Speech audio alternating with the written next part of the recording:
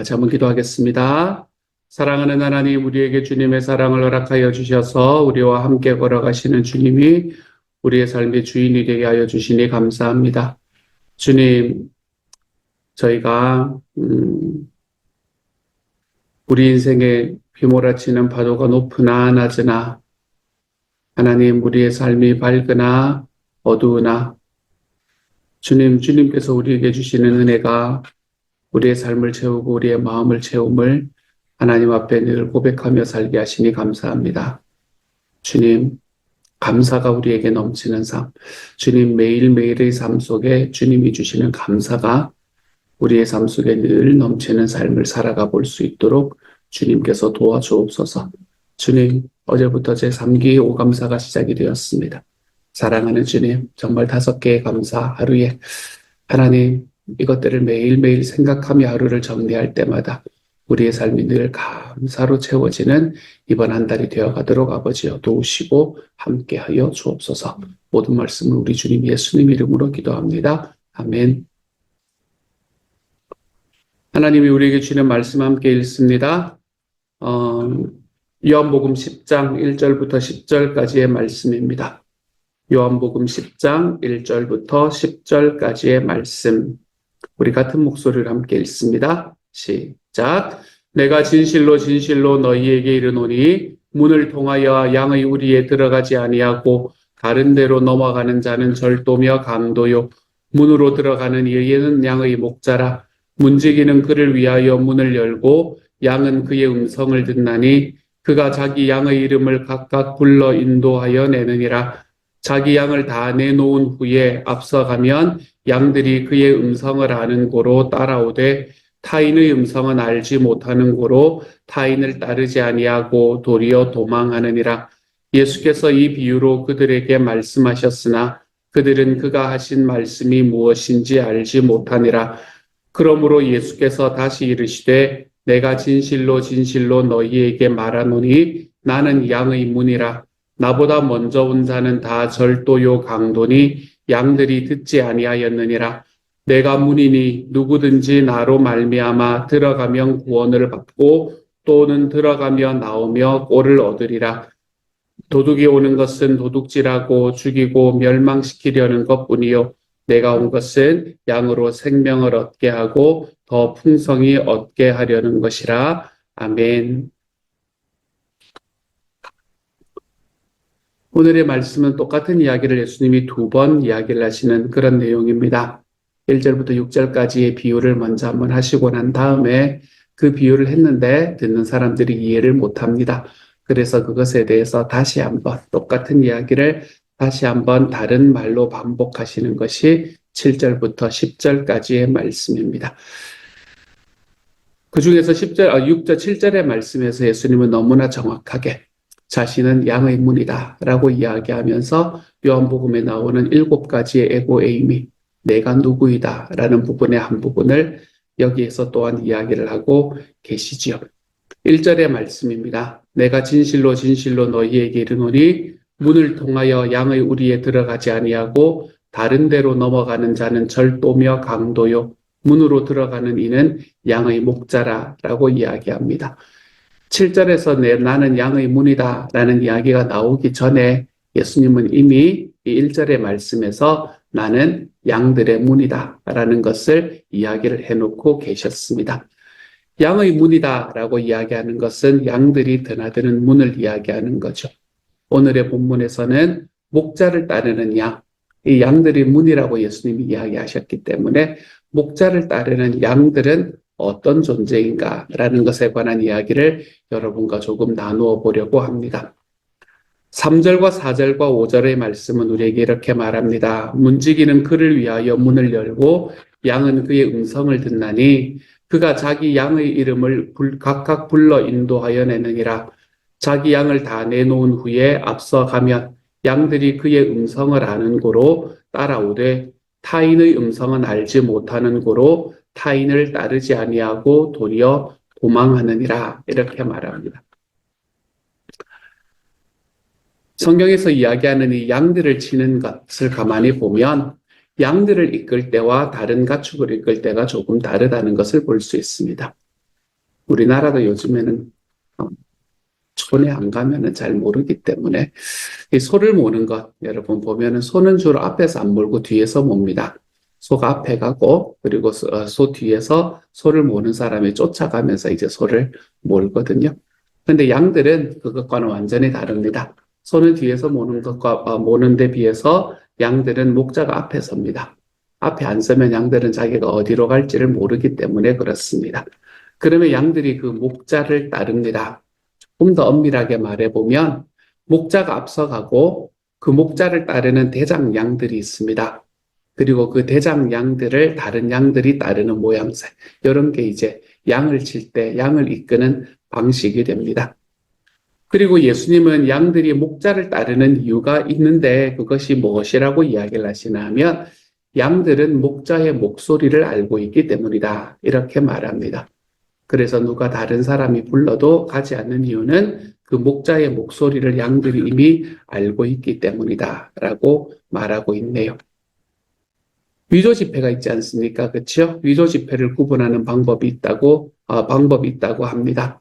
우리나라에 위조 지폐의 최고의 감별사가 있다고 하는데요. 그 사람에게 한 기자가 물었다고 합니다. 얼마나 많은 위패를 경험해야 최고의 감별사가 될 수 있습니까? 라고 질문을 했다고 합니다. 그런데 그 감별사의 대답은 뜻밖입니다. 많은 위패를 경험한다고 최고의 감별사가 되는 게 아니고 진짜 배기를 정확하게 알아야 그래야 최고의 감별사가 될 수 있습니다. 이렇게 대답을 하는 겁니다. 자기는 많은 위패가 어떤 모양으로 바뀌었는가라는 것을 감별을 잘하는 것이 아니라 진짜 지폐가 무엇인지를 정확하게 알기 때문에 위조 지폐를 구분할 수 있습니다라고 대답을 하고 있는 거지요. 위조 지폐가 만연하는 것처럼 지금 세상에는 이 소위 신앙과 닮아 있는 우리가 믿는 이 신앙과 닮아 있는 이 위조 사이비 이단들이 참 많이 있는 것을 우리는 볼 수 있게 됩니다. 얼마 전 우리가 코로나 시절을 지나가면서 이 사이비 이야기가 우리나라에는 큰 이슈가 되었던 적이 있습니다. 소위 신천지라고 이야기하는 그 사이비는 아직도 너무나 큰 교세를 자랑하면서 우리나라 이제는 대한민국의 정치에까지 영향을 미치려고 하는 그런 자리에 들어와 있습니다. 거기에 있는 사람들이 다 표로 보이기 때문에 그러나 봅니다. 그렇기 때문에 이제는 더 이상은 자기가 이단이 아니기 위해서 힘쓰고 있는 듯한 모습이 보이는 그런 곳까지 걸어가고 있는 것 같습니다. 그들이 24만 명이다라는 발표에 참 놀랐습니다. 그리고 제가 더 놀란 건 그나마 그 24만 명이 전부가 아니다라는 사실에 더욱더 놀랐습니다. 해외에 있는 사람까지 합치면 100만이 될 거다라는 이야기가 공공연하게 이야기가 되고 있는 상황입니다. 그런데 또 놀라운 건 뭔가 하면 그렇게 많은 사람들이 신앙의 길에 잘못된 신앙의 길에 들어섰다는 사실도 놀랍지만 그들의 대부분이 기존의 기독교인이었다는 사실은 더더욱 마음이 아픕니다. 교회에서는 신천지의 침투에 경계심을 감추지 않습니다. 우리도 마찬가지입니다. 그래도 들어올 공간이 참 적기 때문에 우리 교회는 감사한 교회이고 보통 이런 것들은 사람들과의 관계뿐만이 아니라 주로 이익으로 접근을 하는 데도 많거든요. 그렇기 때문에 어쨌든 이 신천지의 침투에 대해서 참 많이 경계심을 감추지 않고 있는 것 같습니다. 우리 산호세 목사님들 방을 봐도 그렇습니다. 그런데 이렇게 놀라는 것의 끝에는 항상 질문이 따라오게 되어 있습니다. 왜 신천지에 빠질까? 라는 질문입니다. 들으면 진짜 이상한데, 조금만 들어도 정말 이상한데, 왜 빠질까? 그들이 놀라운 비밀을 가지고 있기 때문일까? 아니면 우리의 혼을 빼놓을 만큼 현란한 논리를 가지고 있기 때문일까?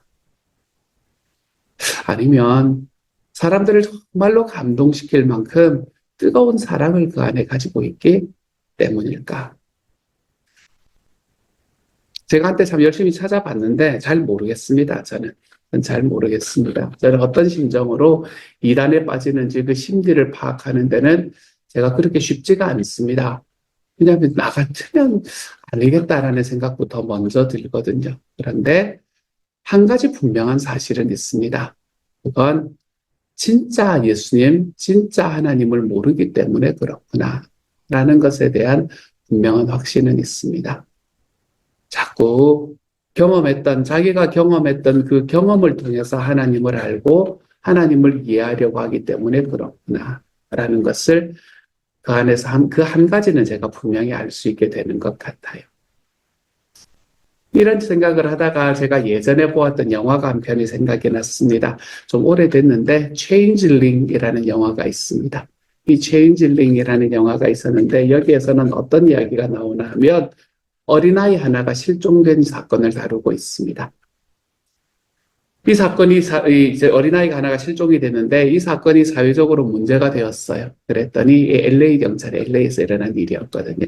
LA 경찰이 대대적으로 이 어린이를 찾는 일에 투입이 되기 시작을 합니다. 그리고 끝내는 그 아이를 찾습니다. 근데 문제는 이 아이가 진짜 잃어버린 아이가 아니라는 말이에요. 이게 이제 문제가 되는 겁니다. 이 아이가 진짜 자기 잃어버린 아이가 아니다라는 것을 엄마는 정확하게 알아봅니다. 그런데 경찰은 자꾸 그 아이가 맞다고 이야기합니다. 자꾸 맞다고 이야기하고, 그리고 주변에 있는 사람들은 모두가 다 그 아이가 맞다고 이야기를 하니까 이 엄마가 이상한 사람이 되는 거예요. 그래서 결국에는 이 엄마는 정신병원에 갇히는 신세까지 내몰리게 됩니다. 이게 영화적인 상상력이고 영화적인 허구구나라고 생각을 했었었는데 이것은 실제로 놀랍게도 실화를 바탕으로 하고 있다는 것을 나중에 알게 되었습니다. 1920년대에 있었던 실제 일이었답니다. 왜 거짓 아이를 경찰이 찾아줬는지, 왜 그 아이는 거짓 아들의 행세를 하는지, 그리고 그 아들의 진짜 아들은 어디 있는지, 제가 이 영화의 내용에 들어있었던 것 같기는 합니다만 그 내용이 다 기억이 나지는 않습니다. 그런데 그때 그 영화를 보면서 제 머리에 딱 새겨진 기억이 한 가지가 있습니다. 그게 뭔가 하면 제 아무리 모든 사람들이 진짜라고 말해도 엄마는 아들을 알아보는구나 라는 그 사실 하나는 제 마음에 정확하게 기억이 납니다. 왜냐하면 엄마는 진짜 아들이 누군지 알기 때문에 그렇습니다. 진짜 배기를 아는 사람은 가짜의 마음을 두지를 않습니다. 사랑하는 여러분, 가짜를 자꾸 구별하려고 노력하는 그런 삶을 살지 않기를 소망합니다. 저는 예전에, 지금도 마찬가지지만, 설교를 하면서 귀신, 마귀 이런 이야기 많이 하는 거 별로 좋아하지 않았거든요. 지금도 그렇게 좋아하지 않습니다. 왜냐하면 우리의 신앙 속에서 계속해서 이야기가 되어야 되는 게 예수님과 반대하는 그 무엇을 이야기하는 것보다는 예수님을 더 많이 이야기하고 그분이 어떤 분이신지를 더 많이 이야기하고 그분을 더 많이 우리가 기억하는 그런 시간들이 메시지의 시간이면 좋겠다라는 마음이 제 안에 있었기 때문에 그렇습니다. 그렇지 않은 것은 얼굴을 계속해서 바꾸어서 계속해서 우리에게 다가오거든요. 근데 그렇기 때문에 그렇지 않은 것을 자꾸 이야기하기보다는 그것을 이야기하는 것이 옳겠구나라는 생각을 하기 때문에 그렇습니다. 그래서 가짜를 우리가 자꾸 안다고 하더라도 그 가짜를 아는 것으로 진짜를 구분할 수 있는 것은 아니라는 사실을 좀 기억하시기를 바랍니다. 진짜를 알아야 가짜가 구분이 됩니다. 원수까지도 사랑해라 라고 말씀하시는 주님을 안다면 편을 가르고 차별을 일삼으며 사람과 척을 지는 이런 식의 신앙에는 빠져들지를 않습니다. 그런 신앙에 빠져드는 사람들, 교회 안에서조차도 자꾸 편 가르고 네 편 내 편 이야기하고 내 거 네 거 이야기하면서 살아가는 그런 신앙에 빠지지 않습니다. 어떻게요? 원수까지 사랑해라라는 진짜 주님을 우리가 안다면 말입니다. 이웃을 사랑하라라는 말씀의 주님을 진짜로 안다면 자기 자신을 숨기면서까지 이웃을 위험에 빠뜨리고 자기의 기득권을 위해서 사회를 공포로 몰아넣는 짓 이런 것은 절대로 못하게 되어 있습니다. 소외되고 가난한 사람을 위로하시고 고치시는 분이 주님이라는 사실을 진짜 안다면 나의 이익과 유익을 위해서 자꾸 높은 곳만을 바라보고 나아가는 신앙, 이런 것에는 결코 빠지지 않을 겁니다. 우리는 진짜를 알아야 가짜를 구분할 수 있게 되는 겁니다. 그러니 사랑하는 여러분, 이단 너무 두려워하지 마십시오. 그것을 우리가 계속해서 생각하고 조심은 해야 되겠지만 그것에 너무 두려워하지 마십시오. 진짜 두려워해야 될 것은 내가 주님을 정말 알고 있는가? 이것을 여러분 두려워할 줄 아는 삶을 사십시오. 이제 우리는 다음 주부터 성경 통독으로 함께 들어가게 될 겁니다. 1년에 한 번 이상은 성경을 읽자. 우리가 코비드를 지나면서 좀 참 많이 좀 이렇게 흐트러져 있었었는데 다시 시작하는 시간입니다. 우리 교회에 많은 식구들이 거기에 함께 마음을 넣어주셔서 너무 감사를 드립니다. 우리가 하나님의 말씀 안에서 내가 살아가는 삶 속에서 내가 진짜 주님을 알고 있는가? 내가 진짜를 알기 때문에 가짜를 정확하게 구분할 수 있는 사람이 되어가는가? 여러분, 이것을 좀 돌아볼 수 있기를 바랍니다. 주님을 아는 것, 그것은 그분의 말씀이 나를 통해서 드러나는 것 뿐입니다. 그러니 오늘도 나의 삶과 나의 생각이 다른 사람에게 주님의 말씀으로 다가갈 수 있는 삶이 되어 가시기를 소망합니다.